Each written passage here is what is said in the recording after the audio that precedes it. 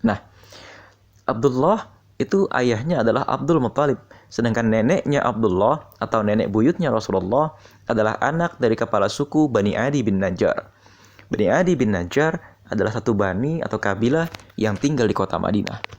Sehingga dari sini kita ketahui bahwa bukan tanpa alasan kelak sekitar 50 tahun kemudian Nabi Muhammad ini berhijrah ke kota Madinah. Itu bukan tanpa alasan. Karena memang di sana banyak sekali saudara-saudara Nabi Muhammad dari nenek buyutnya. Yang kedua, Abdullah ini meninggal ketika Rasulullah masih dalam kandungan. Kapan kejadiannya? Kita tidak mengetahui secara persis, tapi kejadiannya terjadi Abdullah ini berangkat berdagang dan kemudian sepulang berdagang mampir ke rumah keluarganya atau saudara-saudaranya di kota Madinah dari kalangan Bani Adi bin Najjar. Dari sini kita mendapatkan kesimpulan bahwa nasab Nabi Muhammad di kota Madinah masih sangat terjaga. Ini adalah peristiwa yang langka kalau kita lihat zaman sekarang gitu ya. Karena jarang sekali seorang anak yang keluarga besarnya itu terpisah sebuah kota, yang keluarga besarnya terpisah sebuah pulau, ternyata masih berhubungan. Ini adalah satu tradisi yang baik gitu ya, yang harus kita teruskan sampai hari ini. Dan kita tidak boleh lupa, kelak Aminah itu meninggal dalam perjalanan yang dikatakan dalam sebuah hadis yang tercantum dalam kitab Sirah Ibnu Hisham. Aminah itu meninggal pada saat menjenguk saudara-saudara ayahnya Nabi Muhammad dari neneknya ayahnya Nabi Muhammad.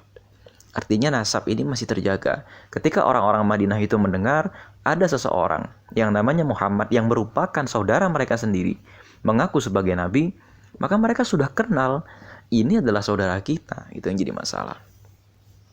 Yang kedua, mengenai penamaan Muhammad kepada nama Rasulullah. Penamaan Muhammad ini memang pada saat itu ada satu kisah gitu ya. Kalau hari ini kita kenang itu sebagai legenda, tapi kita anggap ini sebagai nubuat. Nabi Isa kan sudah pernah mengatakan ya, nanti akan turun seorang nabi yang namanya mim ba'dismuhu Ahmad. Ini dalam surat As-Saff gitu ya. Ya'ti mim ba'dismuhu Ahmad, artinya Nabi Isa sudah pernah memberitahukan kepada orang-orang bahwa nama Nabi tersebut adalah Muhammad.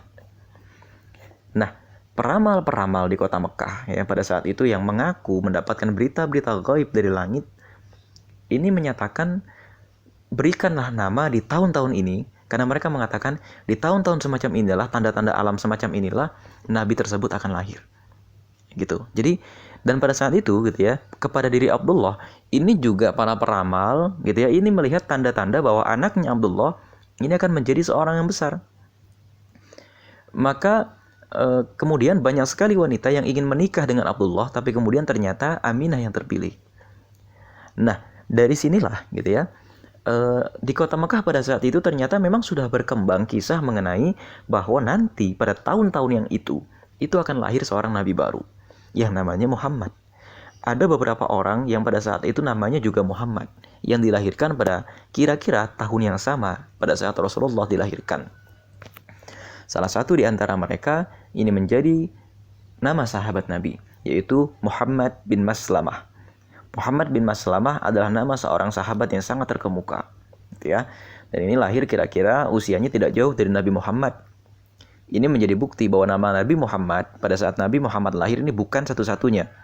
Ya, tapi Allah memilih bahwa Muhammad bin Abdullah adalah nama yang akan menjadi nabi. Pada kajian sebelumnya kita sudah mengetahui bahwa kisah mengenai akan turunnya nabi baru atau nubuat atau amalan mengenai turunnya nabi baru itu sudah diketahui secara luas oleh orang-orang di kota Mekah. Bahkan pada saat itu memang ada beberapa orang yang sedang menyiapkan diri untuk menjadi nabi baru itu. Di antaranya Umayyah bin Abi Salt, seorang penyair yang nanti ketika Nabi Muhammad ternyata menjadi nabi, orang ini malah membenci Nabi Muhammad dan tidak ingin beriman kepada Nabi Muhammad karena inginnya dia yang menjadi nabi.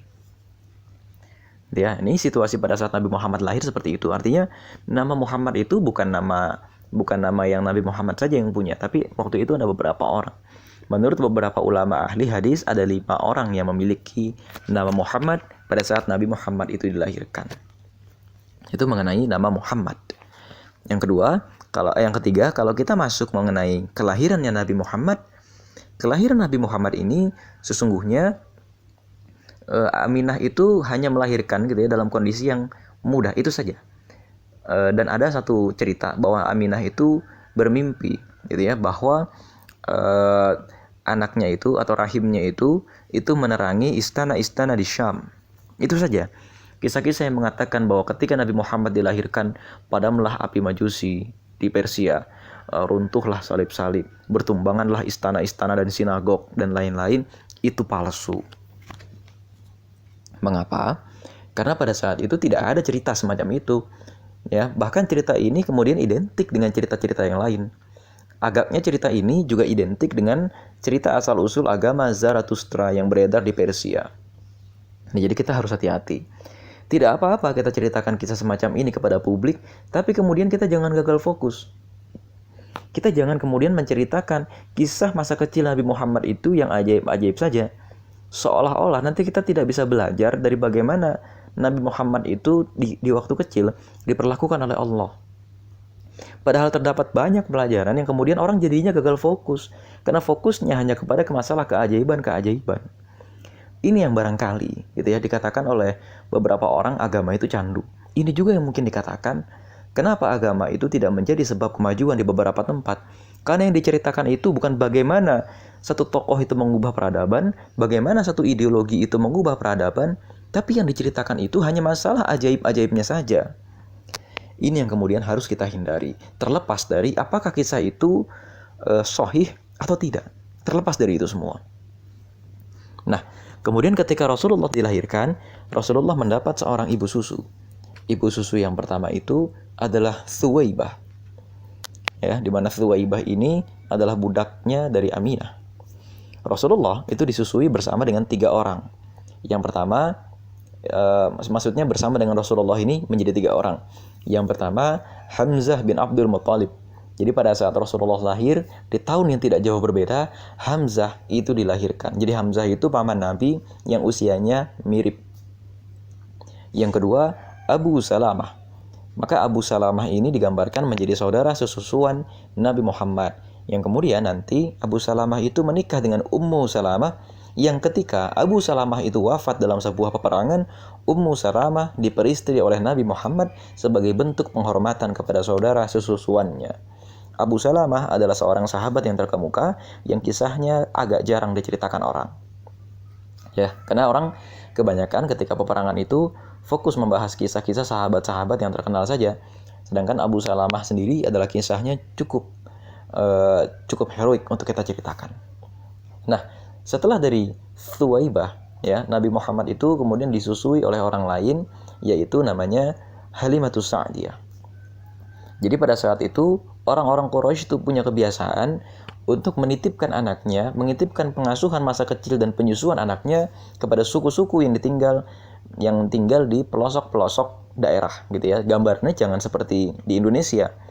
Pelosok itu bukan berarti tidak berkemajuan dan lain-lain, tapi pelosok itu dalam arti masih memiliki keaslian tradisi. Gambarannya kalau kita pergi ke daerah-daerah, biasanya mereka itu masih sangat sopan. Yang kedua, bahasanya masih murni. Gitu ya. Nah, sehingga dengan keaslian dan kemurnian bahasa ini dan dengan kemapanan adab dan etika perilaku ala orang desa ini, Nabi Muhammad kecil itu menyerap itu semua. Nabi Muhammad ini digambarkan memiliki satu mukjizat, yaitu Jawami'ul Kalim. Jawami'ul Kalim ini artinya adalah perkataan yang singkat padat, tapi kemudian maknanya ini sangat luas dan bisa dihafalkan orang. Dari mana dapatnya? Ini tentu saja dari bahasa-bahasa daerah. Berbeda dengan bahasa kota yang sudah tercampur dengan bahasa lain. Yang kedua, bahasa kota rata-rata sudah kehilangan kesopanannya, dan rata-rata bahasa kota itu tidak rata-rata bahasa kota itu tidak halus. Ya, rata-rata bahasa kota itu agak kasar. Nah, kemudian ketika kita pulang ke kampung, misalnya kalau orang Indonesia itu pergi ke daerah Riau, pedalaman, atau kalau orang Jawa itu pergi ke daerah Jogja dan Solo, atau kalau mungkin ya orang-orang Kalimantan itu pergi ke daerah Sambas, atau mungkin juga pergi ke daerah perbatasan-perbatasan gitu ya, atau mungkin juga pergi ke daerah Pontianak dan lain-lain. Ini bahasanya masih sangat murni. Nah, inilah yang sebetulnya dicari gitu ya. Dan pada saat itu Halimatus Sa'diyah ini adanya di sebuah tempat yang namanya Taif. Nah, Taif ini kira-kira agak ke selatan Madinah, tidak begitu jauh, tapi kampung, gitu ya. Ini disusui oleh Halimatus Sa'diyah bersama dengan saudara-saudaranya yang lain. Marga Sa'diyah ini menunjukkan Halimah ini dari kalangan Bani Sa'ad.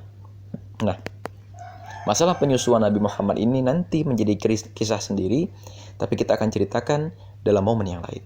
Allahu a'lam bishawab. Wassalamualaikum warahmatullahi wabarakatuh.